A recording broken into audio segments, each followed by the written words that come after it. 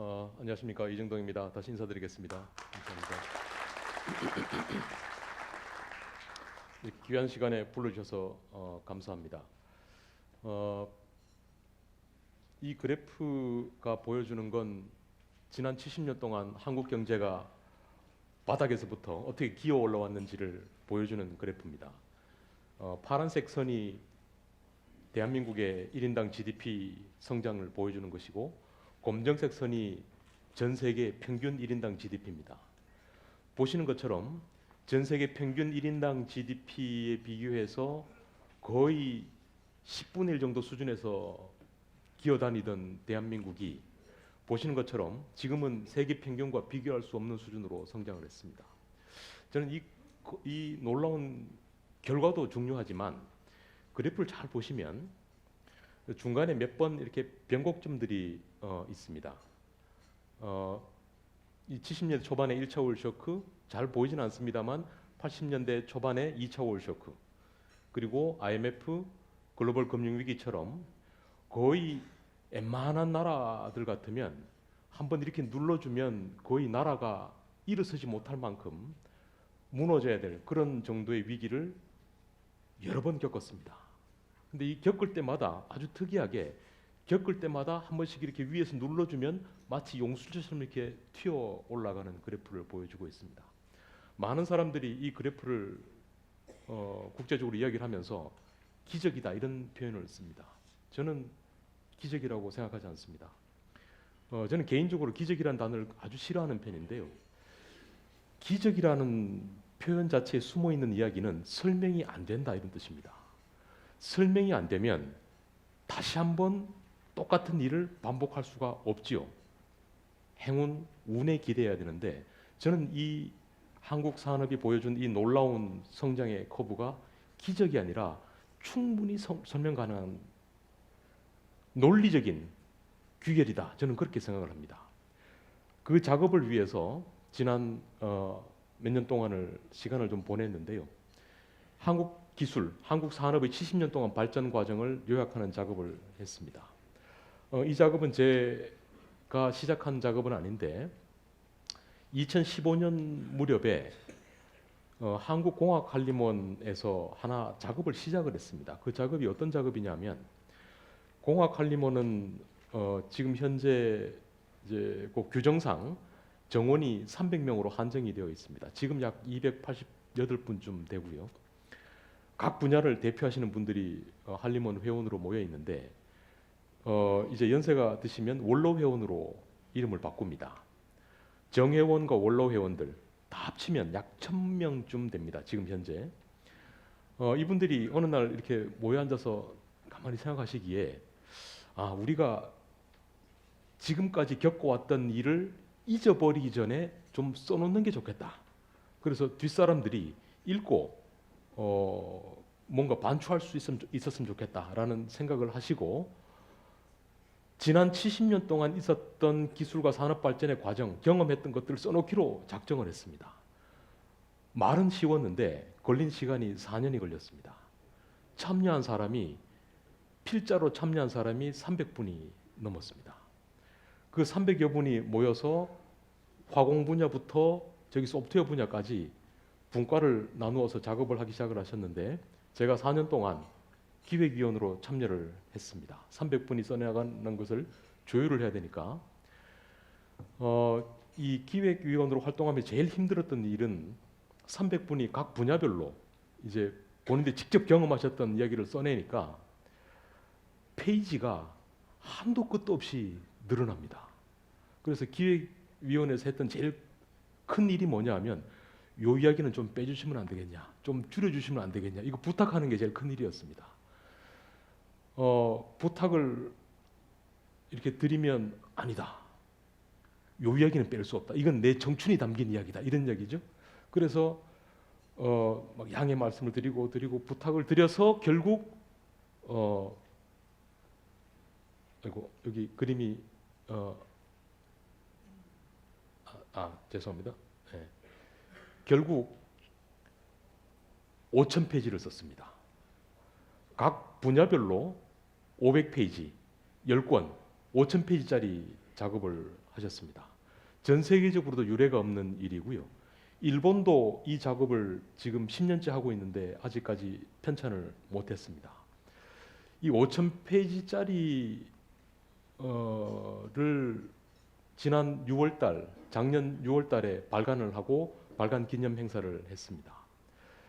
그 이후에 일이 하나 떨어졌는데 5,000페이지를 한번 보시면요. 참고로 그 책은 값이 없이 출판을 해서 이제 이렇게 필요한 곳에 나눠드렸는데 이미 다 인기가 좋아서 없어졌습니다. 없어지긴 했는데 혹시 밤에 이렇게 잠이 잘 안 오시거나 불면증이 좀 있으시거나 되게 불면증 있는 뭐 애기들 있으면 그 책 아주 권해드립니다. 보시면 10분 안에 잠들 수 있습니다. 화공 분야 펼쳐보시면 500페이지 펼쳐보시면 심지어 벤젠 고리 같이 이렇게 화학식이 막 나와 있습니다. 놀라운 책인데요. 저한테 떨어진 숙제가 그 5,000페이지를 누가 읽겠냐.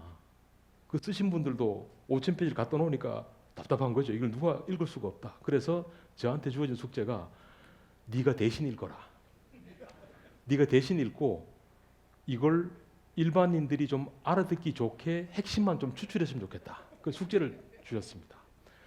제가 기획위원으로 참여를 하긴 했습니다만 숙제를 받고 제가 학교에 책을 보내달라 그랬더니 웬 라면 박스가 한 박스 왔습니다. 그래서 열어보니까 정말 라면 박스 하나 가득 찬 책이에요. 제가 거의 한 반년 이상을 시간을 써서 읽었습니다. 읽었는데 저는 단연코 그 5,000페이지를 지금까지도 앞으로도 5,000페이지 읽을 사람 단연 없다고 생각합니다.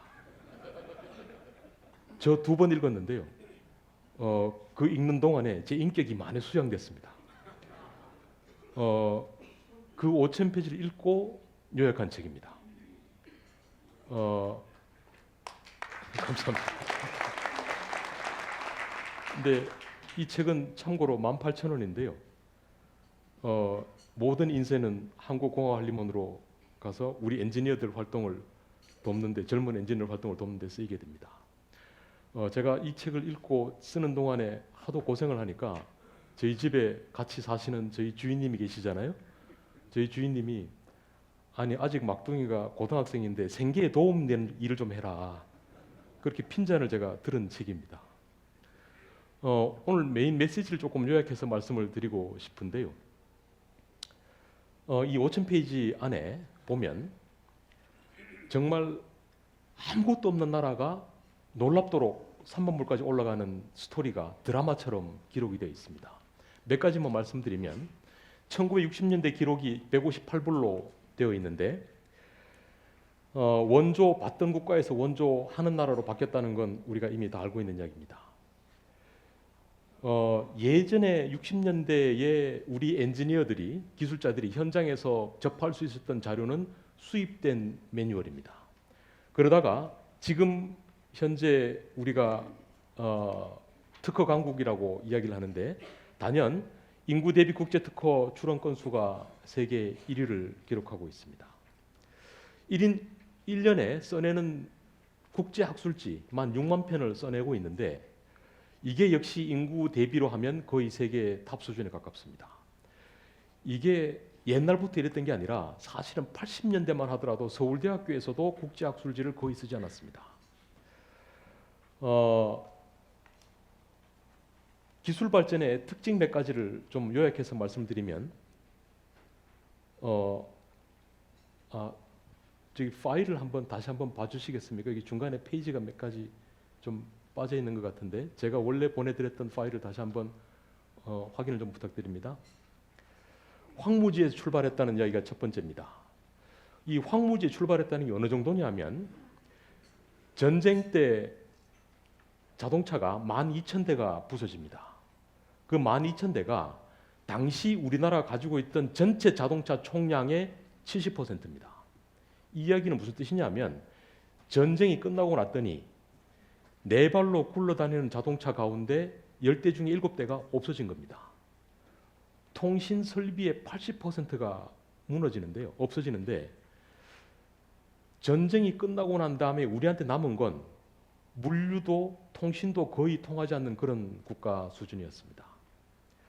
뿐만 아니라 사회 경제적 환경도 아주 열악하기 짝이 없는데요. 제가 아주 충격적으로 봤던 수치 중에 하나가 1947년도에 문맹률이 77.8%입니다. 참 믿기 어려운 수치인데 우리가 경제가 발전할 때 가장 큰 원동력이 된 게 인적 자본이라고 하는데 10명 중에 글을 읽을 수 있는 사람이 2명 정도에 불과했습니다. 사회 환경도 말할 게 없는데 두창이라고 하는 전염병이 한번 쫙 돌고 나니까 죽은 사람이 10,000명입니다. 옛날 이런 소설이나 단편 소설 혹 영화 같은 거 보면 남자 주인공, 여자 주인공이 이렇게 둘이 사랑을 하다가 꼭 둘 중에 한 명이 콜록콜록 하잖아요. 그래서 주머니에서 흰 수건을 꺼내서 뭐 이렇게 콜록하면 피가 이렇게 묻어나지 않습니까? 그럼 그 친구는 꼭 요양원에 가고 남아있는 친구가 못 있고 연애편지 쓰고 그게 대부분 이야기 아니에요? 결핵 환자가 200만 명입니다. 당시 인구가 2,500만 명인데 이게 지금 어느 정도 수준이냐면요. 요즘 이렇게 다큐멘터리 같은 데 보면 탤런트 유명한 사람이 아프리카 같은 데 가서 애기들 불쌍하다고 안아주고 뭐 먹을 거 나눠주고 그러지 않습니까? 거의 그 정도 수준의 국가였다 이렇게 생각할 수 있습니다. 정말 손에 아무것도 가진 것이 없이 출발을 합니다. 이런 나라가 어느새 반세기를 지나고 3만 불이 된 기록은 전 세계 대한민국밖에 없습니다. 아무것도 없었다. 아무것도 없었다는 건 다른 말로 하면 정말 재료가 없다는 뜻도 되기도 하지만 아무것도 없으니까 반대로 무엇이든 할 수 있다 이런 뜻하고 똑같습니다.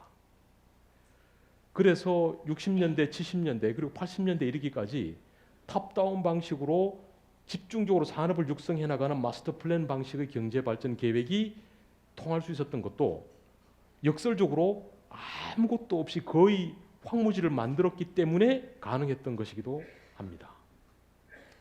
또 하나가 이 단순 도입에서부터 개선 그리고 자체 기술까지 이르는 일정한 단계를 밟아가는데 이 이야기도 개발도상국에서는 거의 찾아보기 어려운 이야기입니다.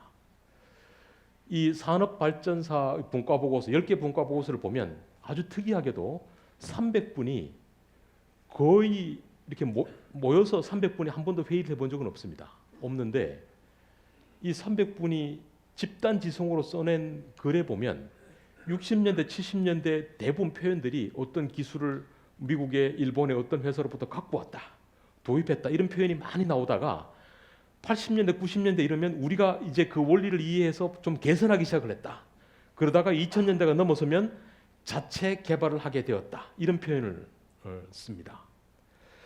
이런 단계를 밟아간 것도 참 놀라운 일인데 단순 위탁에서부터 독자 생산까지 이르는 전형적으로 반도체가 대표적인 사례입니다. 이런 과정을 보여주는데 반도체의 경우에는 1965년도에 고미전자라고 하는 회사로부터 출발합니다. 이 고미전자가 KOMMY라고 하는 미국의 코미라고 하는 회사의 한국 법인입니다. 이 법인이 만들어져서 생산한 게 뭐냐 하면 아주 단순한 다이오드 같은 걸 이렇게 조립 생산을 하게 합니다.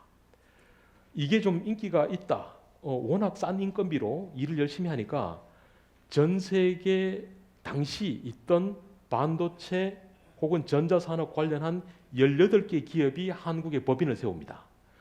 지금 대한민국이 베트남에 가서 공장 세우고 생산하는 것하고 거의 비슷한 모델입니다. 워낙 일을 잘하고 싸니까 18개 회사가 들어와서 한국 법인을 세우고 한국에서 단순한 전자제품들을 생산하기 시작을 하는데 전자부품이죠. 이러다가 한국계 미국인인 강 박사란 분이 한국에 반도체 회사를 하나 세웁니다. 그게 한미 반도체라는 회사인데 이 반도체 회사가 이제 욕심을 내서 돈을 이리저리 갖고 와서 공장을 짓습니다.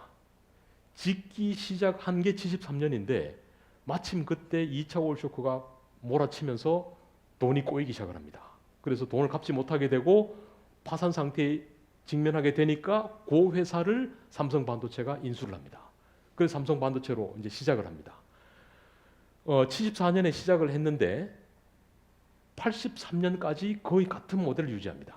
거의 같은 모델이라는 게 미국, 일본에서 만들어진 설계도를 받아와서 콩콩콩콩 찍어서 포장해서 내보내주는 OEM 생산을 하게 됩니다.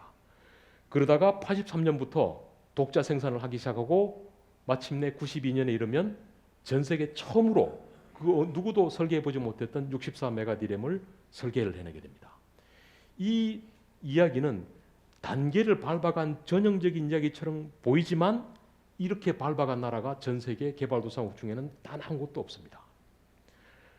추격 속도도 놀라운데요. 반도체 10년, 자동차 엔진 10년.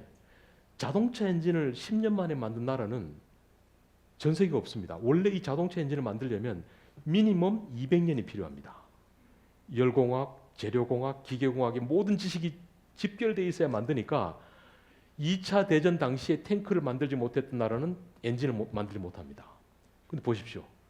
자동차 엔진을 불과 시작해서 10년 만에 만들어낸 놀라운 기록을 갖고 있습니다.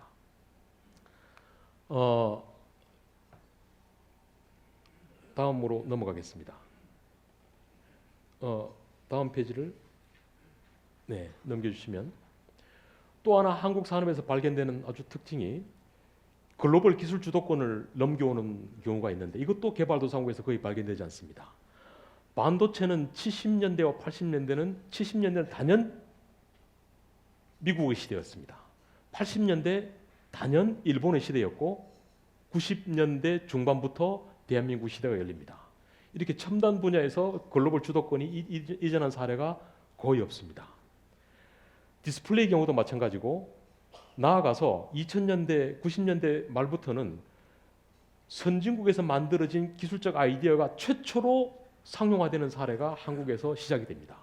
이 사례도 개발도상국에서는 거의 찾아보기가 어렵습니다. 리튬이온 전지도 일본에서 만든 기술이었지만 일본에서 사실상 최초의 개념은 미국에서 나왔고 최초의 상용화의 모델은 일본에서 나왔지만 실제적인 대량 생산의 모델은 한국에서 처음으로 탄생을 했습니다. MP3, OLED 마찬가지입니다.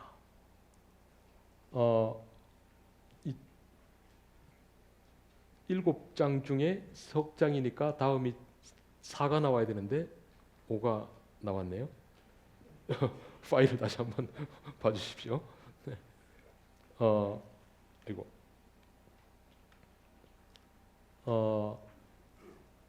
중간에 페이지가 한 페이지씩 이렇게 다 넘어가 있군요. 6이 없고. 이렇게. 또 하나가 이 연관 분야 기술이 동시 발전하는 특징들이 있는데요. 기술 개발이라고 하는 것은 사실 어떤 기업가가 하나의 기술을 만든다고 해서 금방 만들어지는 것이 아니라 주변의 부품과 소재를 포함해서 관련 연관 산업들이 같이 커 있어야 합니다. 예를 들자면 불소 화합물은 우리가 80년대부터 아주 성공적으로 잘 개발한 사례인데 이걸 제대로 만들 수 있으려면 불소 화합물에 관한 기술을 개발하는 게 중요한 것이 아니라 이걸 감싸주는 니켈강이나 저기 나와 있는 스테인리스 스틸 347과 같은 특수강들이 필요합니다. 그래서 불소에 대해서 아무리 똑똑한 사람이 있다고 하더라도 저런 스틸이 없으면 산업이 생기질 않는 거죠. 놀랍게도 대한민국이 이 철강 생산 부분을 포항제철이 담당을 하게 됩니다. 전동기도 마찬가지인데요. 전동기라는 게 모터 아닙니까? 이 모터라는 게 모터를 열심히 만들어도 문제는 모터 안에 들어가는 특수강을 뒷받침해 주지 않으면 모터를 만들 수가 없습니다. 이 모터 만드는 회사에 계신 분들이 그렇게 고생을 해서 뭔가 기술적 원리를 파악해서 선진국보다 조금 더 미국, 일본보다 조금 좋은 걸 만들어 보고 싶은데 당시에 특수강이 없었습니다. 그걸 79년부터 포항제철이 생산하기 시작을 합니다. 그래서 연관 분야 산업들이 동시에 서로 밀고 당기고 밀어주면서 발전하는 그런 특징들을 갖고 있습니다. 다음 이렇게 마술을 부려보겠습니다. 또 또 하나가 최종재에서 부품 소재로 이렇게 심화되는 과정들을 볼 수가 있는데 부품 소재 산업 지금 일본과 관련해서 그런 얘기를 요즘 문제가 많습니다만 사실 부품 소재 산업 문제에 대해서 우리가 일본이 뭔가 제재 한번 하는 걸로 한국이 이렇게 흔들릴 수 있나 이런 걱정들을 많이 하셨는데요. 지금 맨 아래쪽에 제가 표시를 했습니다만 부품 소재 산업이 2001년도에 수출액이 620억 달러였습니다. 근데 2018년 말 기준으로 3,100억 불을 수출을 합니다. 물경 5배 이상 커지는데요. 저희 부품 소재 산업이 결코 발장 끼고 놀지 않았습니다. 3,100억 불, 300억 불 수출하는 동안 이 속에 많은 포션을 차지하는 게 반도체와 디스플레이입니다. 그렇습니다. 반도체 디스플레이 때문이 아니냐? 이걸 빼면 얼마냐면 이걸 빼면 1,500불쯤 됩니다. 지금 현재 부품 소재로 1년에 벌어들이고 있는 무역 흑자가 30조가 넘습니다. 우리 부품 소재 지금 여기 계신 많은 대표분들을 포함해서 부품 소재 산업에서 정말 치열하게 노력을 해왔습니다. 예를 들어서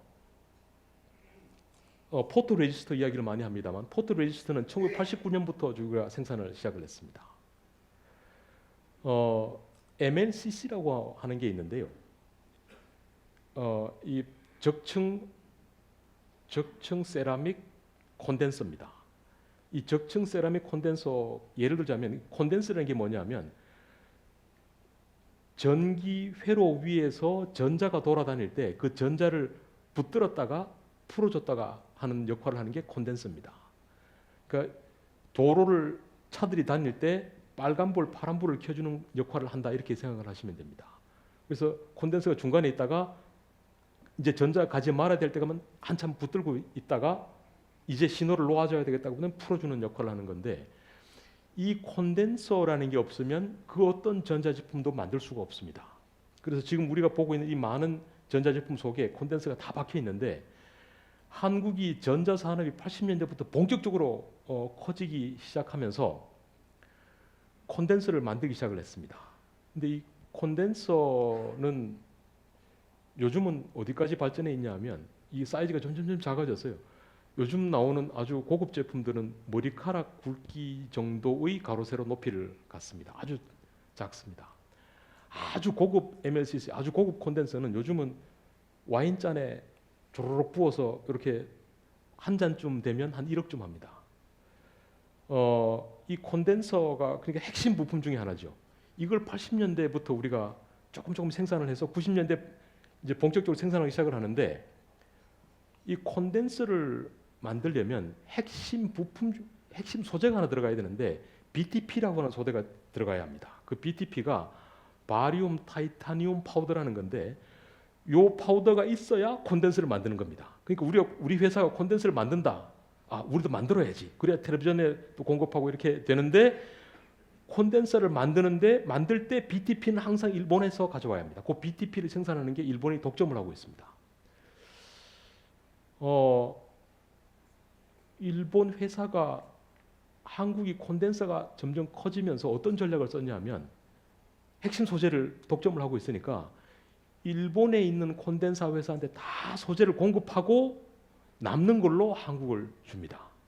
그러니까 한국의 회사가 전화해서 다음 달에 우리가 뭐 1톤이 필요하다 그러면 잠깐 기다려라. 그러고는 일본 콘덴서 회사한테 다 공급하고 다 물어보고 괜찮냐고 확인하고 한국을 돌아서서 미안하다. 다음 달에 줄 게 없다. 이렇게 얘기하면 어떻게 됩니까? 생산이 아주 불확실해지죠. 이 일을 수년간 소위 갑질을 당합니다. 이 불확실한 상황을 견디다 못해서 98년도부터 한국이 콘덴서를 자체 개발하기 시작을 합니다. 2002년에 독자 개발을 성공을 시키고 지금 전 세계 마켓의 25%를 하고 있습니다.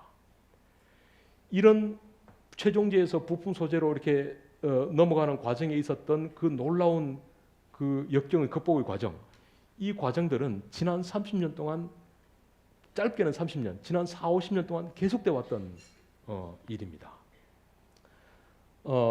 마지막으로 한국 다음 페이지로 넘겨주십시오. 한국 산업기술 발전에서 마지막 특징은 위기를 도약의 기회로 바꾼 기록들이 가득합니다. 아까 MLCC를 말씀을 드렸는데요.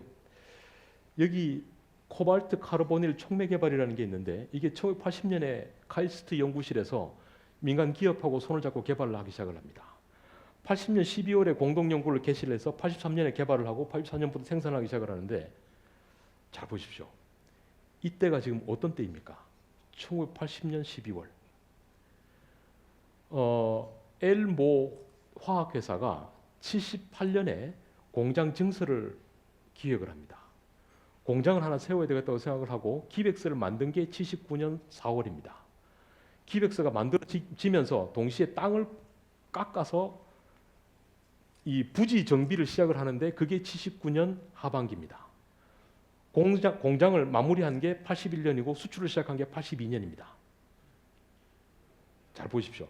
78년에 공장을 세워야 되겠다고 생각하고 땅 닦기 시작한 게 79년이고 공장을 열심히 짓고 생산하기 시작한 게 81년입니다. 그동안에 무슨 일이 있었습니까? 코발트 카르보닐 촉매를 개발하기 위해서 1980년 12월에 카이스트 실험실에서 어떤 기업하고 손잡고 연구를 이제 시작해야 되겠다. 이 시점이 어느 때입니까? 우리나라 어느 한 곳에서는 뭐 참 기억하기 힘든 일들이 일어나고 대통령이 들어섰는데 다시 또 새로운 대통령으로 바뀌고 광화문에서는 끊임없이 시위가 일어나고 그 와중에 카이스트 실험실 어느 곳에서는 우리는 코발트 카르보닐을 개발해야 돼. 그렇게 하고 이걸 개발하고 있었던 것이죠. 이런 역사들이 대한민국을 일으켜온 힘입니다. 이런 놀라운 패턴들이 있는데 이런 패턴들을 설명하는 성공 요인을 몇 가지 한번 정리를 해보자라고 한다면 이렇게 7가지를 정리할 수가 있습니다. 지금 이렇게 하니까 7-2가 나오지 않습니까? 7-1이 안 나오는 이야기를 제가 보니까 저 준비하신 측에서 이걸 다 이야기를 하면 아마 책을 안 읽으실까 봐 불어 이렇게 재미로 아마 놓으신 것 같은데요. 그렇군요. 첫 번째가 놀랍게도 우리가 산업 개발을 시작하자 그러고 연구를 한 게 아니라 일단 공장을 먼저 지은 게 참 놀라운 일입니다.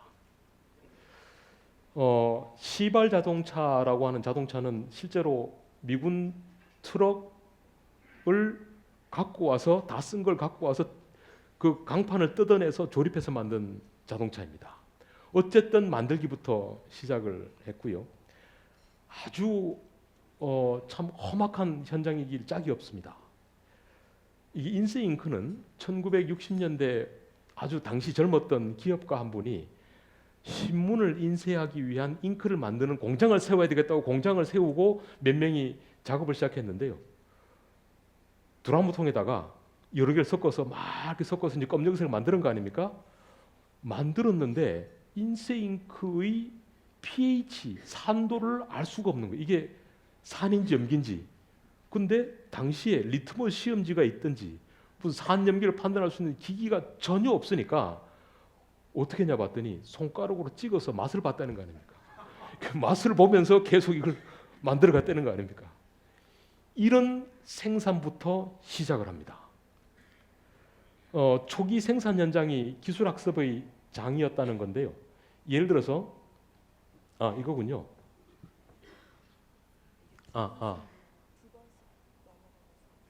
그렇군요. 네, 감사합니다. 네.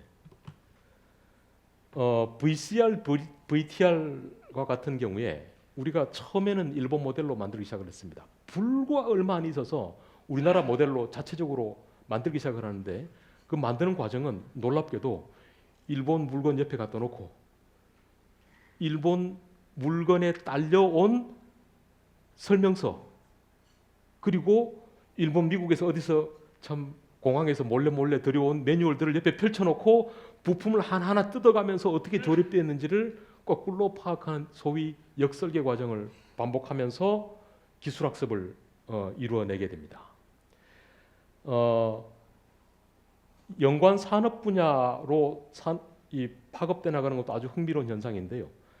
전자레인지를 만들 때 사실 안에 들어가는 핵심은 껍데기 말고 정말 핵심은 요 마그네트론이라고 하는 전자석입니다.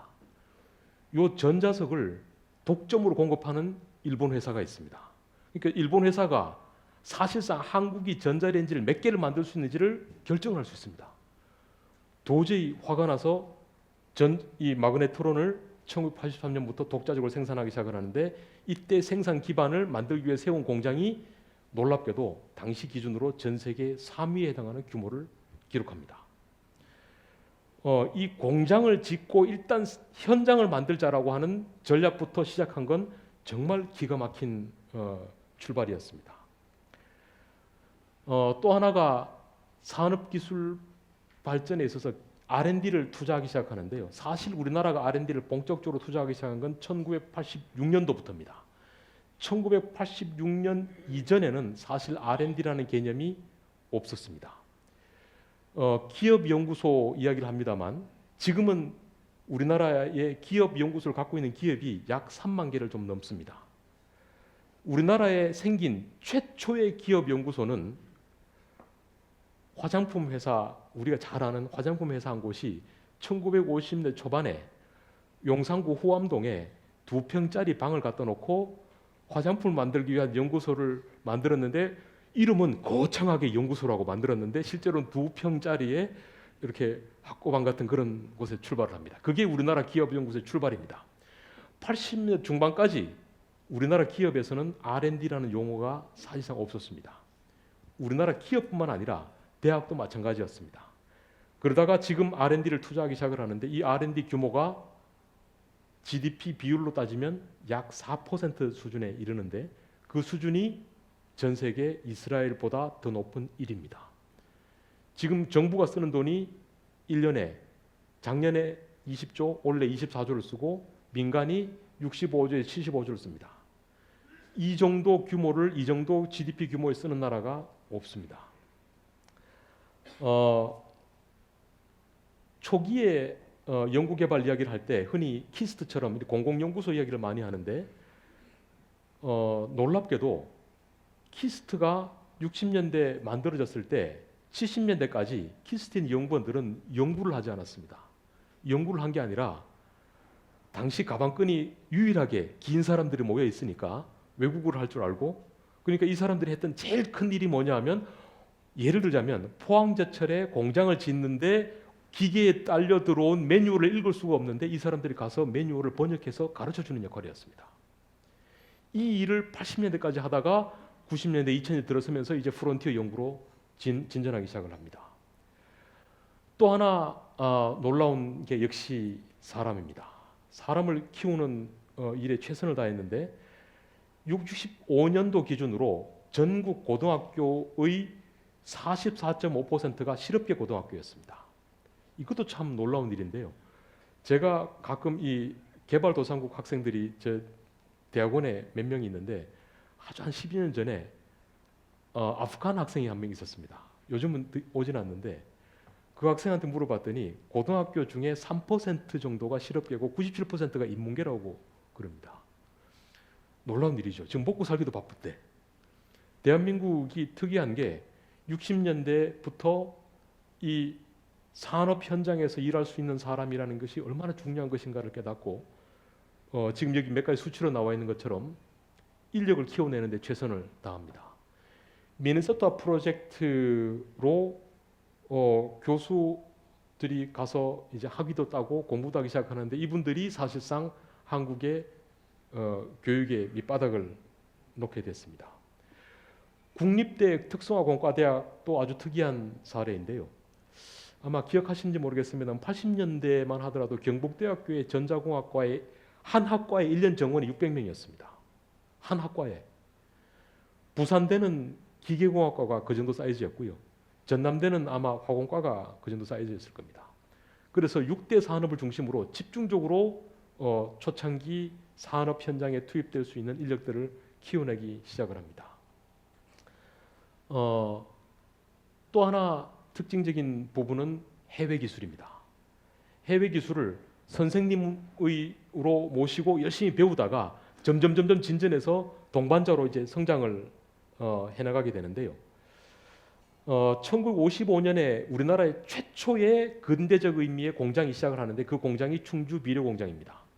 이 충주 비료 공장이 왜 의미가 있냐면 전쟁이 끝나고 난 다음에 전쟁 끝나고는 거의 제로였고 해방이 되었을 때, 해방이 되고 났을 때 우리나라의 인구 2,500만 명 중에 1,200만 명이 농업에 종사하고 있었습니다. 그래서 국제기구에 나와 있는 표현으로도 대한민국은 Agricultural Economy라고 되어 있습니다. 농업 기반 국가이면 당연히 비료가 있어야 되지 않겠습니까? 전쟁이 끝나고 났을 때 그 농업 기반 국가에서 생산하고 있던 비료 양이 동해에 있는 삼척에 있는 비료 공장에서 질소 비료 157톤을 생산했습니다. 우리나라 전체를 커버하기 위해서 만든 비료 양이 157톤이라는 게 사실상 비료를 생산을 못했다 이런 뜻입니다. 이 비료는 화학 공장이고 석유화학의 출발이면서 플랜트 엔지니어링 산업의 핵심입니다. 이 근대적 산업을 충주 비료 공장부터 짓기 시작을 하는데 당연히 아무것도 아는 게 없으니까 미국에 턴키를 줍니다. 턴키를 줘서 공사를 시작을 하는데 원래 58년에 만들어져야 될 공사가 21개월이나 지연되면서 계약 수정을 5번, 비용이 70%를 증가합니다. 이때 엔지니어들이 깨닫습니다. 뭘 고쳐야 된다고 그러는데 그래서 설계 변경을 위한 비용을 더 달라고 그러는데 이 사람들이 하는 이야기가 도대체 돈 주는 사람은 나지만 이 사람들이 하는 이야기가 도대체 맞는 이야기인지 틀린 이야기인지를 내가 기술이 없으니까 심지어 검수도 안 되는구나. 모르면 이렇게 당하는구나. 이걸 철저하게 깨닫게 됩니다. 그러면서 기술 제휴를 하고 연수를 보내고 매뉴얼을 훔쳐오고 뺏기고 공부하면서 이제 기술에 대해서 역점을 두기 시작을 합니다. 아주 특이한 것 중에 하나가 이것도 개발도상국이 참 보기 어려운 건데요. 기술을 마치 뷔페 식당에 가서 이렇게 조합하듯이 조합을 해냅니다. 최초의 트랙터를 만들 때 미국 기술, 일본의 고보다라고 하는 회사의 기술, 독일의 기술 이걸 조합해서 트랙터를 만들어냅니다. 우리나라에서 만든 최초의 유조선은 덴마크, 영국, 일본의 기술이 짬뽕된 겁니다. 이게 짬뽕이 된 상태에서 서로 충돌 없이 유조선을 만들 수 있었던 것도 참 놀라운 일입니다.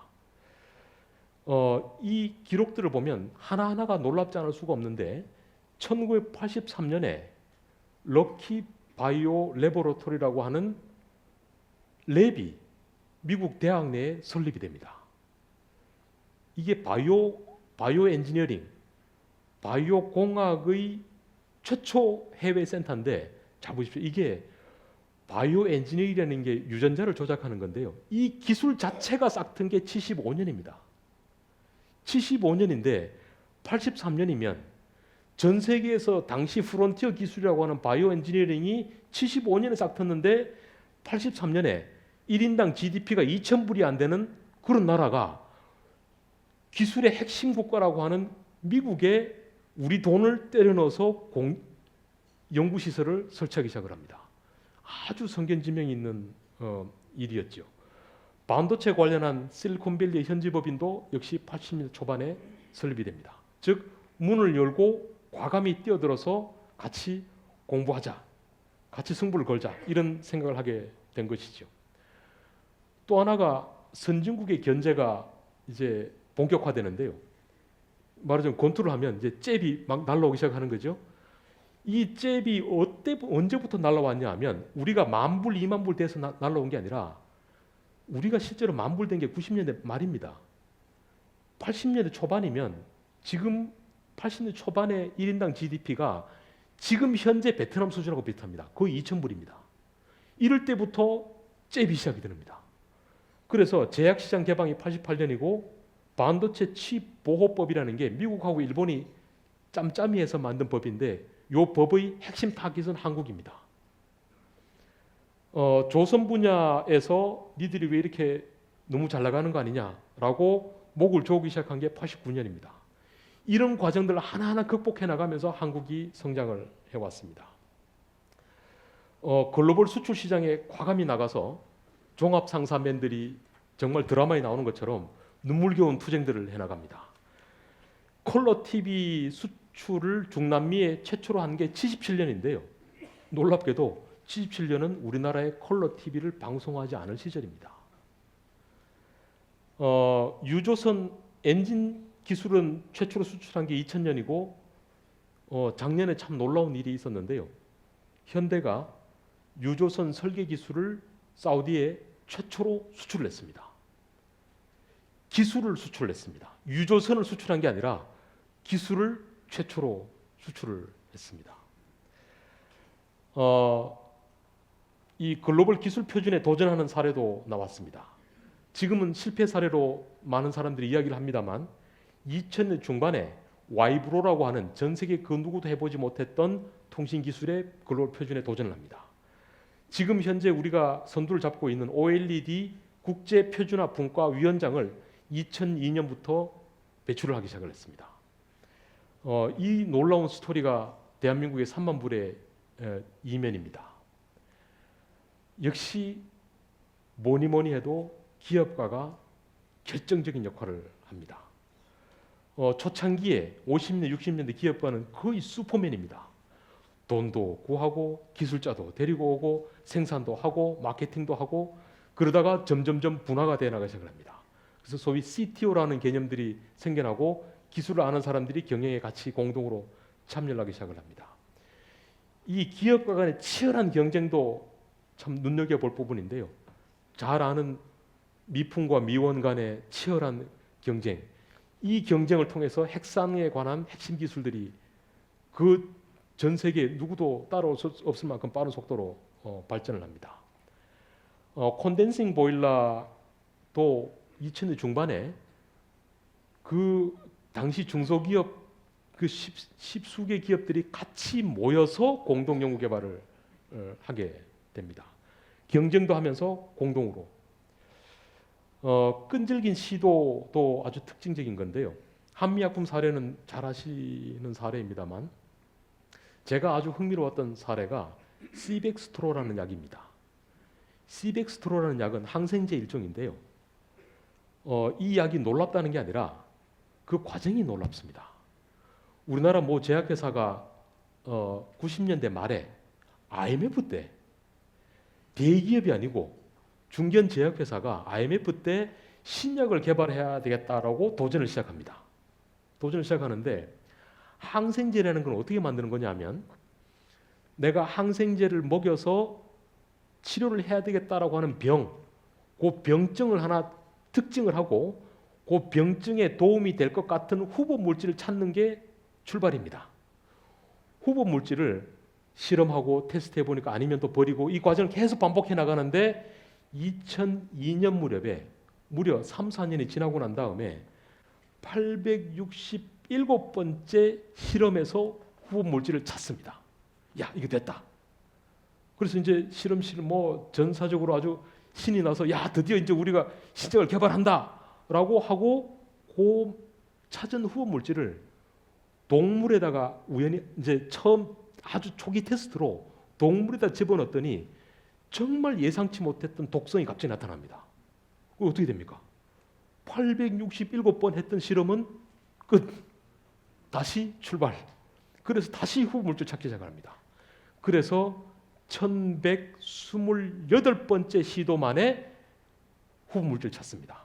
그게 당시 화이자가 갖고 있던 그 유사 항생제보다 거의 15% 이상 약효가 뛰어난 걸 찾습니다.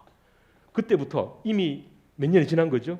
2000년 중반이 됐고 돈은 계속 들어갔고 그때부터 글로벌 제약회사하고 손을 잡고 임상 1상, 2상, 3상을 밟아가서 FDA 승인, 우리나라에서 만든 약으로 최초가 아니죠. 두 번째로 FDA 승인, 신약 승인을 받는데 그게 2015년입니다. 1998년부터 2015년까지 대기업이 아닌 중견기업이 1128번의 트라이를 거치면서 기어 올라간 이 힘이 기업가의 뒷받침으로 이루어진 것입니다. 반도체 도전이나 전기 터빈 마찬가지입니다. 지금 터빈도 거의 90년대 후반부터 지금까지 터빈 기술을 계속 개발하고 있습니다. LCD의 경우에는 90년대 중반에 우리나라 LCD 지금 디스플레이 아주 유명한 회사가 LCD 개발을 시작해서 물경 4, 5년 동안 단 한 번 흑자를 보지 못했습니다.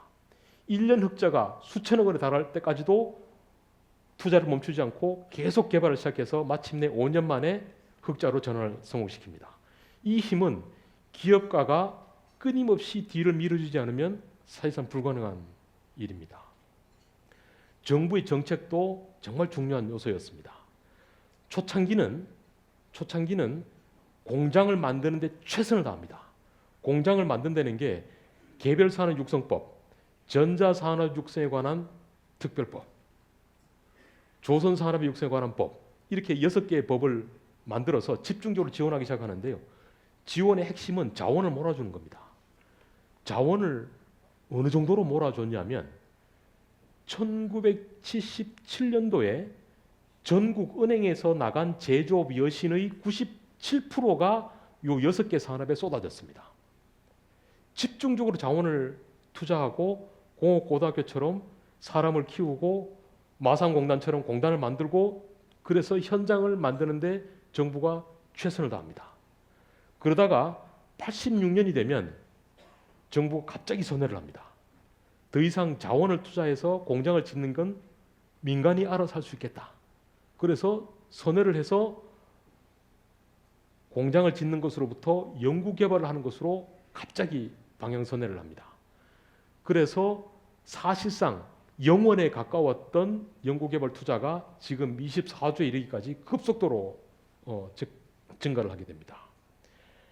대형 연구개발 사업은 80년대 시작하는데요. 실제로 전전자 교환기라고 하는 TDX 기술은 1970년대 중반부터 시작을 합니다. 80년대 중반까지 내리 10년간을 전전 교환기 기술을 개발하고 그 기술 개발의 힘으로 CDMA를 개발하게 됩니다. 공공수요도 결정적인 역할을 했는데요. 우리나라가 원래 유조선처럼 이렇게 큰 좀 범용 선박을 만들다가 70년대 중반 정확하게 87년부터 LNG선을 만들기 시작을 합니다. 87년부터 만든 게 아니라 87년부터 시작을 해서 7년간의 노력 끝에 고급 아주 화학선이라고 하는 LNG선을 만들어내게 됩니다. 이 LNG선을 어떻게 만드는 거냐?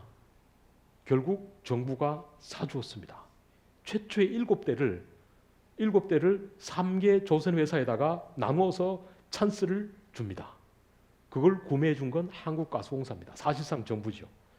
그래서 정부가 해야 될 일을 재정으로 투입하면서 우리 기업들이 새로운 것을 만들어 볼 수 있게끔 마중물 역할을 제공했습니다. 지금까지 말씀드렸던 이야기를 이렇게 들으시면서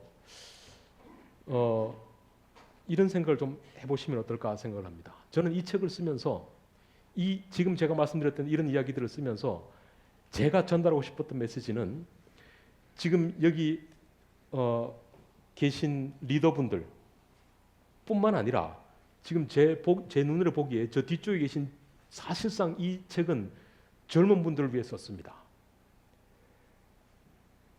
우리가 지금 이 5천만의 국가가 3만 불이 되기까지 절대로 기적적으로 운으로 된 게 아니다.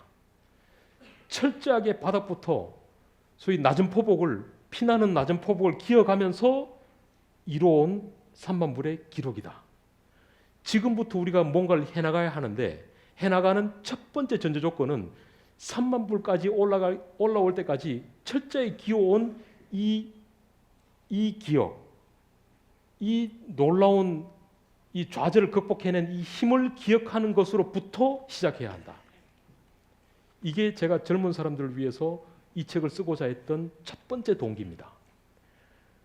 단순한 리스펙트가 아니라 단순한 오마주가 아니라 우리가 어떻게 커왔는지에 대한 정확한 기억으로부터 이 힘을 바탕으로 다시 나가야 한다. 그런데 지금 한국 산업이 어렵다고 합니다. 지금 경제 성장률이 조금씩 떨어지고 있는데 이건 지난 1년, 2년 동안 된 문제가 아닙니다. 제가 2년 전에 이 자리에서 말씀드렸습니다만 지금 한국 경제가 보고 있는 잠재 성장률 하락은 지난 20년 동안 체계적으로 진행되어 왔던 일입니다. 지난 20년 동안 경제 분석의 결과에 따르면 20년 동안 1년에 0.2%씩 체계적으로 떨어져 왔습니다. 20년 동안. 왜 이렇게 점점 떨어지고 있냐? 왜 이렇게 중장기적으로 어려워지고 있냐? 이렇게 3만 불까지 힘들게 왔는데 왜 이렇게 떨어지고 있냐? 저는 그 키워드를 뉴 투 코리아와 뉴 투 더 월드로 구분합니다. 이 그래프가 제가 이 그래프 그리느라고 일주일 밤잠을 못 잤습니다. 한국 경제 발전을 기술 발전과 엮어서 한 장의 그림으로 요약할 수 있는 사람, 저는 이 그림 그려내고 지금도 자랑스럽게 생각합니다. 5,000페이지를 그림 한 장으로 요약한 건데요. 70년대 이전은 사실 근대 산업이라는 게 없었습니다. 70년대 이전에 우리가 수출을 했는데요. 수출이라는 게 어느 정도 수준이었냐면 주요 수출 품목의 대부분이 면사, 생선 가운데 특히 동해안에서 나는 오징어, 이게 주요 수출품이었습니다. 해조류도 주요 수출품 중에 하나인데 해조류를 만들어서 말려서 배에 실어야 수출이 될 텐데 배에 실을 기중기가 없으니까 소 달구지에다가 묶어서 올렸다는 거 아닙니까? 70년대 이전은 사실상 근대 산업이 없었다고 봅니다. 그런데 70년대부터 본격적인 산업 발전을 시작하는데 80년대 중반까지 우리가 주로 천착했던 것은 도입 기술입니다. 아는 게 없으니까 무조건 배워오고 감사하다고 그러고 빌고 해서 기술을 갖고 와서 어떻게든 시작을 했습니다. 그러다가 80년대 중반부터 한번 대전환을 일으킵니다. 이제 기술 없이는 안 되겠다. 그래서 기술의 원리를 파악하고 체화 기술이라고 하는 것이 기술의 원리를 파악하고 변형하는 단계에 올라가게 됩니다. 그러다가 2000년이 들어서면서 소위 반도체 디스플레이를 중심으로 한 디지털 생산에서 한번 대전환을 일으키면서 디지털 기술로 자체 기술에 도전합니다. 이 자체 기술은 이제 선진국 기술 수준과 비슷하거나 뛰어넘는 단계에 올라가게 됩니다. 지금 현재 와 있는 시점이 2020년 부근인데 지금 어렵습니다. 우연히 그림을 그리고 보니까 15년마다 한 번씩 대전환을 일으켰습니다. 70년부터 85년, 85년부터 2000년, 2000년부터 2015년, 2015년 그 어느 얼음에서는 우리가 대전환을 했어야 합니다.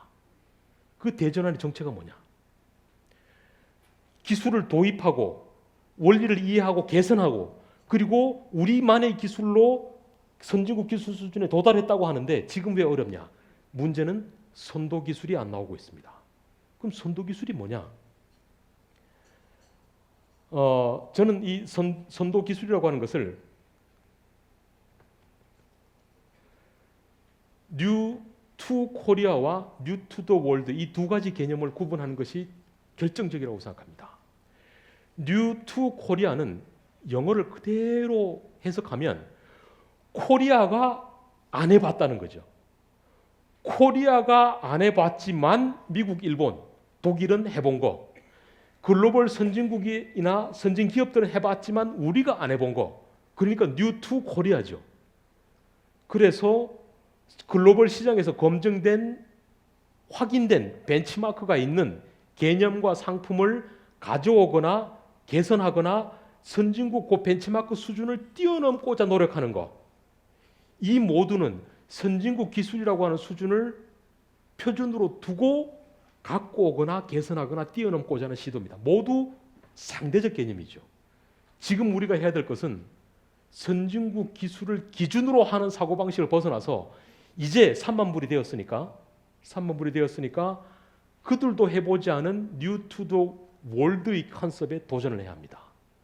이 뉴 투 더 월드의 컨셉에 도전하는 일이 조금씩 지체되면서 어려워지고 있는데, 아니 뉴 투 코리아로 자체 기술로 계속 승부를 볼 수 있는 거 아니냐? 승부를 볼 수가 없습니다. 왜냐하면 CES에 갔다 오신 분들 아시겠습니다만 이제는 중국 때문에 안 됩니다. 글로벌 선진국에서 확인된 개념 중에 뛰어넘고자 하는 그 상대적 개념에서 중국을 절대로 이길 수가 없습니다. 우리가 어떤 산업을 찍더라도 중국이 더 잘하게 되어 있습니다. 그래서 지금부터 우리가 해야 될 길은 진정한 글로벌 선진국으로 나가기 위한 마지막 도전. 그래서 아까 그림에 얹혀서 말씀드리면 지금까지 3만 불이 올 때까지 놀랍도록 성장한 이 자랑스러운 기록은 한마디로 뉴투 코리아의 성공을 한 것이다. 이것도 해낸 국가가 전 세계 유일하게 대한민국밖에 없습니다. 그러나 이제는 진정 선진국, 기술 선진국, 그 누구도 터치할 수 없는 언터처블 수준에 이르는 기술 선진국이 되려면 이제는 벤치마크를 두고 사고하는 방식이 아니라 벤치마크를 넘어선 뉴투 더 월드로 가야 합니다. 지금 저기 별표를 제가 쳐놓았는데요.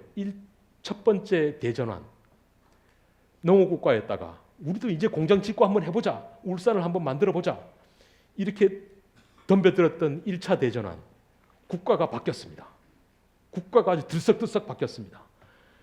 80년 중반에 이제 더 이상 단순히 배워오는 것을 넘어서서 우리도 한번 개선해보자 라고 나갔을 때 역시 국가가 들썩들썩했습니다. 정부, 기업이 모두 기술로 덤벼들었습니다. 2000년대부터 디지털로 모두가 덤벼들기 시작을 했습니다. 이 성공적인 전환의 과정을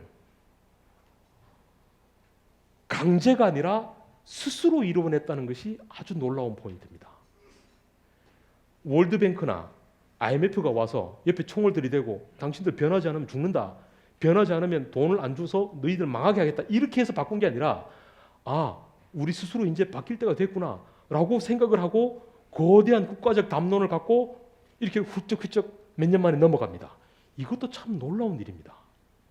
이제 마지막 이 네 번째 글로벌 선진국을 하기 위한 마지막 전환의 단계에서 해야 될 일, 지금 바뀔 때가 됐다라고 하는 거대한 공감대, 그리고 뉴투 더 월드로 가야 한다는 방향성, 그리고 그 민간과 정부 할 것 없이 모두가 함께 혁신에 나서는 그런 동시 변화, 이게 함께 할 때 가능하다고 생각합니다.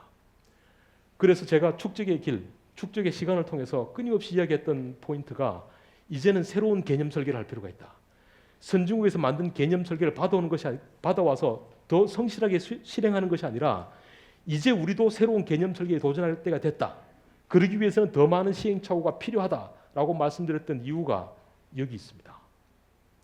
마지막으로 그렇다면 어떻게 해야 될 거냐? 특히 오늘 이 자리를 가득 채우신 리더분들에게 저는 이 예를 하나 말씀드리고 싶습니다. 이 그림을 잘 보시면요, 맨 왼쪽에 전자계산기가 하나 보입니다. 저 전자계산기가 그래도 조금 있어 보이는데 저게 1970년대 초반, 60년대에서 70년대 초반에 돌아다니는 전자계산기입니다. 별 기능 없습니다. 덧셈 뺄셈 하는 겁니다. 저렇게 덩치가 큰 건 저 안을 뜯어보면 그 당시도 PCB 기판이라는 게 있고 칩이 몇 개가 꽂혀 있습니다. 1960년대 65년이죠. 인텔이라고 하는 반도체 회사가 벤처 기업으로 창업을 합니다. 창업을 하는데 이 당시 벤처였던 인텔은 반도체를 만드는 회사인데 지금은 인텔의 CPU라고 해서 비메모리, 소위 시스템 반도체의 최강자인데 당시는 인텔이 CPU를 만드는 회사가 아닙니다. 인텔은 원래 우리 삼성하고 똑같이 메모리 칩을 만들던 회사입니다.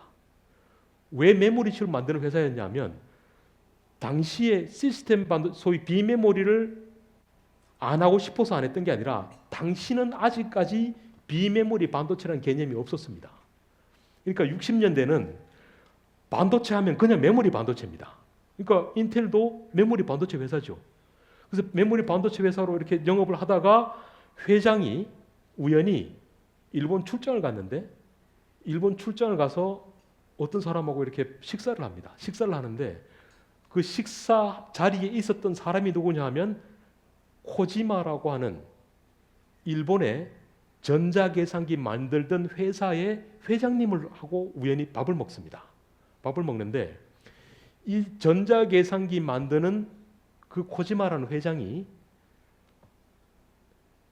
전자계산기 시장의 핵심이 뭐냐면 비용 절감입니다. 싸게 만드는 거.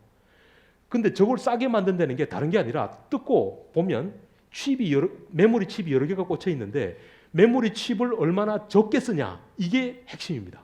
그러니까 경쟁 회사가 메모리 칩을 20개 쓴다. 그러면 어떻게든 머리를 써서 18개를 쓰고, 또 누가 18개 쓴다는 소리 들으면 어떻게든 연구 개발해서 15개 쓰고, 이게 핵심인데 이 코지마라는 회장이 인텔 사장을 우연히 만났을 때 지금 우리가 20개, 19개, 18개 계속 칩을 어떻게든 적게 쓰려고 설계를 바꾸고 노력을 하는데 잘 안 된다. 그런데 칩의 개수를 줄일 게 아니라 내가 정확하게 어떻게 하는지는 모르겠는데 칩 하나 위에서 그 표면 위에서 기능을 다르게 해서 뭐 이렇게 할 수 있다고 그러는데 칩 하나로 뭘 만들 수 없겠냐? 칩 하나 위에 로직을 심을 수 없겠냐? 당신이 칩을 잘 만든다고 하니 혹시 할 수 있냐? 이렇게 물어본 겁니다. 그냥 밥 먹으면서 혹시 이렇게 만들 수 있냐라고 물어봤는데 이 인텔 회장이 듣고 그거 잠깐만, 아직까지 내가 안 해봤지만 그 질문에 대해서 내가 답을 줄 수 있을 것 같다 라고 해서 2년간 분투한 끝에 맨 오른쪽에 있는 이 칩을 만들어냅니다. 이 칩이 C4004라는 칩인데 이게 인텔이 만든 전 세계 최초의 CPU입니다. 지금은 이렇게 안 생겼죠. 지금은 이쁘게 생겼는데 이게 최초의 칩입니다. 이게 1971년에 만들어진 칩입니다. 저 전자계산기 회장이 인텔 회장한테 만들 수 있냐고 물어본 게 1969년입니다. 69년에 전자계산기 만드는 회장이 만들 수 있냐? 나는 답을 모르겠다. 만들 수 있냐라고 도전적으로 물어봤고 그걸 인텔이 받아서 최초로 만든 겁니다. 이때부터 인텔의 시대가 열린 건데요. 이런 전 세계에 없는 CPU 같은 이런 개념이 바로 뉴 투 더 월드입니다. 우리나라가 만들어야 되는 개념이 이런 겁니다. C4004라고 하는 게 인텔이 만들었다는 걸 보고 나면 우리가 끝내주게 만들 수 있는 거. 이거는 지금까지 잘했습니다. 이제부터 해야 되는 건 이런 개념이 없을 때 이걸 만들어낼 수 있는 힘, 이 힘을 갖고 있어야 하는데 이건 어떻게 만드는 거냐면 문제 출제와 문제 풀이, 이 두 과정으로 이루어집니다. 보십시오. 문제를 출제한 코지마 회장이 정말 중요했을까요? 그 문제를 듣고 문제를 푼 인텔이 정말 중요했을까요? 둘 다 중요하죠. 둘 다 중요합니다. 그런데 제가 오늘 이 자리에서 이 비즈니스 리더를 역할을 하고 계신 리더분들께 오늘 제가 말씀드리고 싶은 건 문제를 푸는 인텔의 힘, 이건 우리 젊은 사람들이 갖고 있다. 우리 젊은 사람들도 여기 계신 분들이 젊으셨을 때 겪었던 것 못지않게 바닥에 길 자세가 되어 있는 것 같다. 저는 이번에 저도 CES를 갔다 왔는데요. 느꼈습니다. 유레카관이라고 4,500개 벤처기업이 모여서 막 이렇게 어떻게든 팔아보려고 노력하는 와중에 한국 애들이 잔뜩 있었습니다. 한국에서 이번에 CES 간 사람이 9,000명입니다. 인구 대비로 하면 전 세계 가장 많은 사람들이 갔습니다.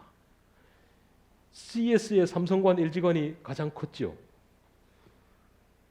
그 유레카관에서 있었던 삼성, LG뿐만 아니라 유레카관에 있던 그 젊은 친구들의 눈빛, 빠릿빠릿한 눈빛, 그 어떻게 배웠는지 모르지만 유학도 안 갔다 왔다고 그러는데 영어를 그렇게 잘하는 애들, 그런 애들이 우리 산업계에 저는 있다고 봅니다. 문제를 풀 자세가 되어 있다고 봅니다.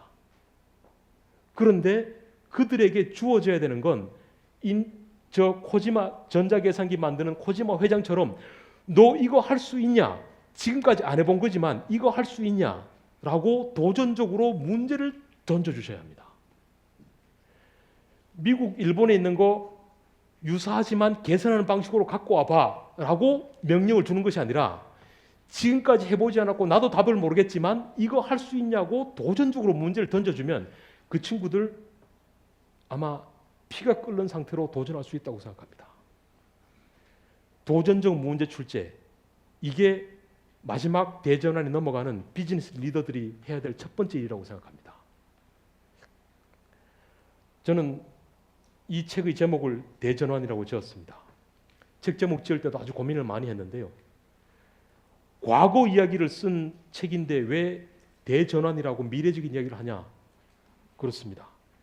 이 책을 통해서 우리 젊은 친구들이 선배 세대가 겪어냈던 그 피나는 계단 올라가는 과정에 대해서 오마주를 할 필요가 있다. 리스펙트 할 필요가 있다.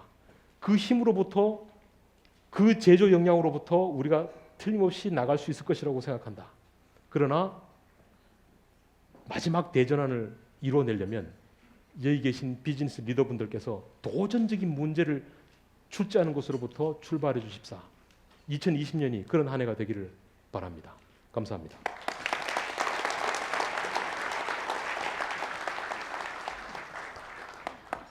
네, 고맙습니다, 교수님. 감사합니다. 오늘 그 교수님께서 산업기술의 이제 역사를 보시면서 이제 교훈을 몇 가지 주셨는데요. 일단 첫 번째로는 그 시작이 황무지에서 시작했다. 그러니까 가진 게 없어야만 무엇이든지 할 수 있다고 말씀을 주시면서, 두 번째로 대전환이 총 3차례 있었는데 외부 강제에 의한 것이 아니라 스스로 이루어냈다고 말씀해 주셨고요. 그다음에 이제 네 번째, 대전환을 위해서는 선진국 기술을 이제 그 벤치마크 하는데 그치지 말고 새로운 거, 유니크한 걸 나타낼 수 있도록 여기 계신 그 경영자분들 혹은 오피니언 분들께서 젊은 인재들이 개념 설계를 할 수 있도록 도전적인 문제를 주셔야 되고, 또 이런 그 기술을 축적할 수 있도록 용인해주는 그런 문화를 만드셔야 된다고 말씀해 주셨습니다. 다시 한번 이정동 교수님께 감사의 박수 부탁드리겠습니다.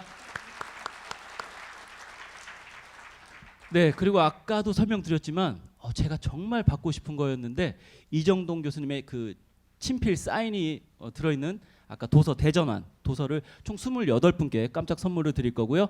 저희가 신년 할애식까지 마치고 나서 전달해 드리도록 하겠습니다. 네, 그럼 이어서 작년 한 해 동안 조찬경영 발전을 위해 힘써주신 분들께 시상하는 시간 갖도록 하겠습니다. 먼저 조찬경영 발전에 많은 도움을 주신 공식 후원사에 대한 감사패 시상입니다. 시상은 조찬경영 회장이신 구장한 회장님께서 해주시겠습니다. 네, 총 5분이신데 오늘 4분 참석하신 걸로 알고요. 앞쪽으로 자리해 주시면 감사하겠습니다.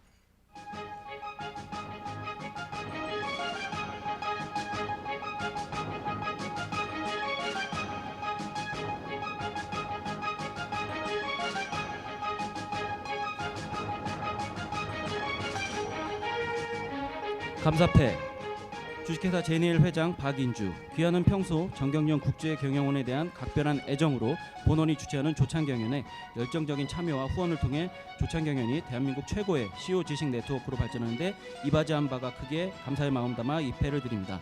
정경련 국제경영원장 권태신, 조찬경연 회장 구자관.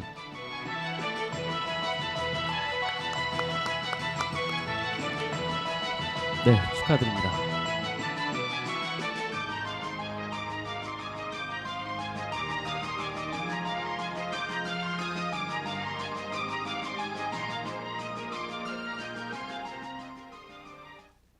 감사패 주식회사 한성FI 회장 김영철. 내용은 전과 같습니다. 안용화 전무님께서 대신 수상하시겠습니다.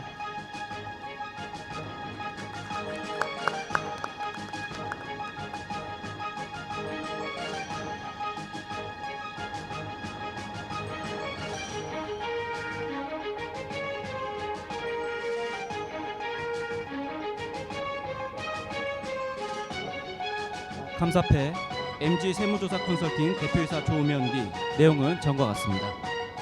황희곤 부회장님께서 대신 수상하시겠습니다.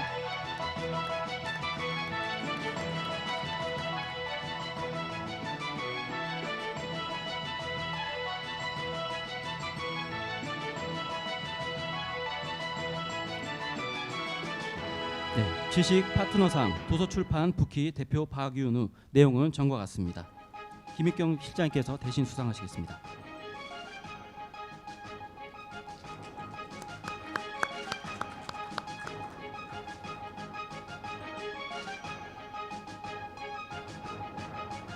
네 분 기념 촬영 한번 하시고요. 예, 아직 잊지 않으셨죠? 저희 그 이정도 교수님의 친필 사인이 담긴 도서는 제가 신년 할애식 케이크 커팅까지 마무리하고 공지해 드리도록 하겠습니다.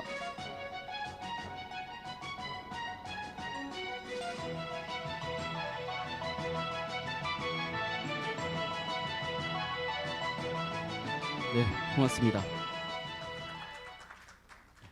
계속해서 회장님께서 진행해 주시겠습니다. 다음은 우수 지식 기업인상입니다. 사실 가장 어려운 것 같은데요. 지난 1년간 저 말고도 한 번도 빠짐없이 조찬에 100% 출석하신 분들께 드리는 상입니다. 수상자는 총 4분이시고요. 4분 앞쪽으로 자리해 주시면 감사하겠습니다.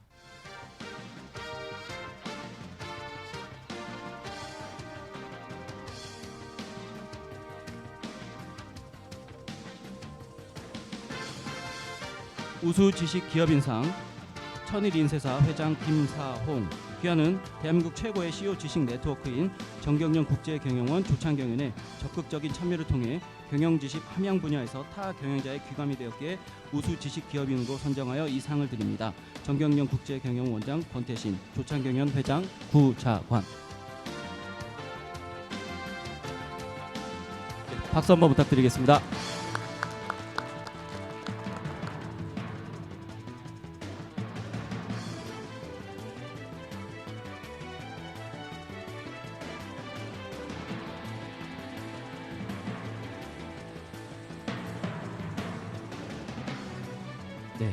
우수 지식 기업인상 한국 비즈니스 서비스 김정근 회장 김정근, 이하 내용은 참고 같습니다. 네, 박수 부탁드리겠습니다.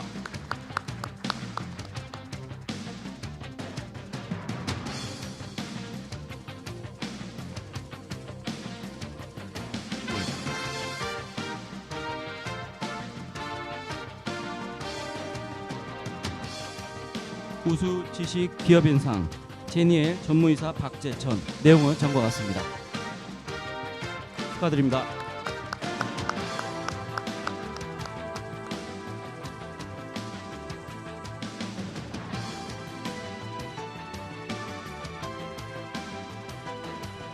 네, 마지막입니다. 우수 지식 기업인상 일양약품 상무 최규영, 내용은 참고 같습니다. 네, 석소 팀장께서 대리 수상하겠습니다.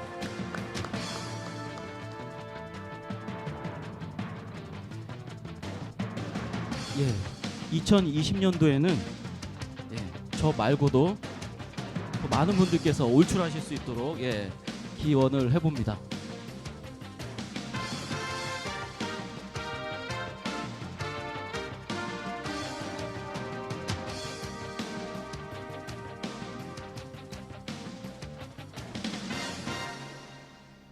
네, 박수 부탁드리겠습니다. 고맙습니다.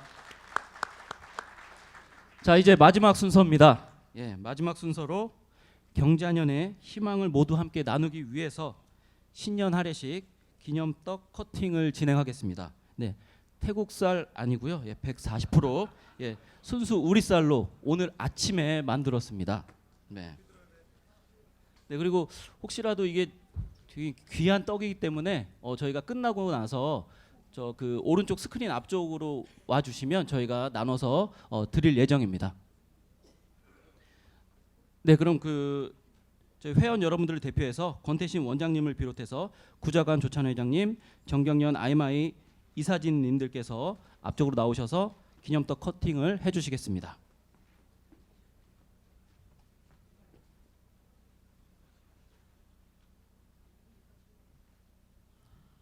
그리고 이제 떡 커팅할 때 제가 구호를 하나 드리겠습니다. 조금만 도와주시면 고마울 것 같습니다. 어렵진 않습니다. 제가 이게 경자년 하면 여기 계신 모든 회원 여러분들께서 대박 이거 한 번만 해주시면 고맙겠습니다. 경자년 하면 대박. 자, 준비되신 거죠? 네.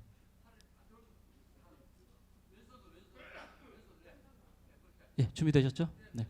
경자년 하면 대박 외쳐주시면 되겠습니다.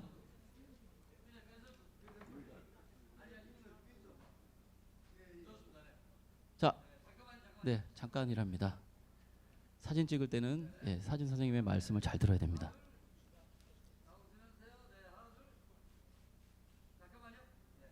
경자년 하면 대박 외쳐주시면 되겠습니다. 자, 회원 여러분들 경자년 대박! 커팅해 주십시오.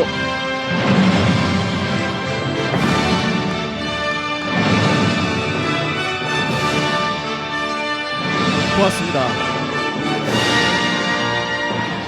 네, 떡은 저희 직원들하고 오른쪽 앞쪽에서 이제 배부해드릴 예정이고요. 아까 그 이정동 교수님의 그 친필 사인이 담긴 도서 당첨자분들 28분 띄워주십시오.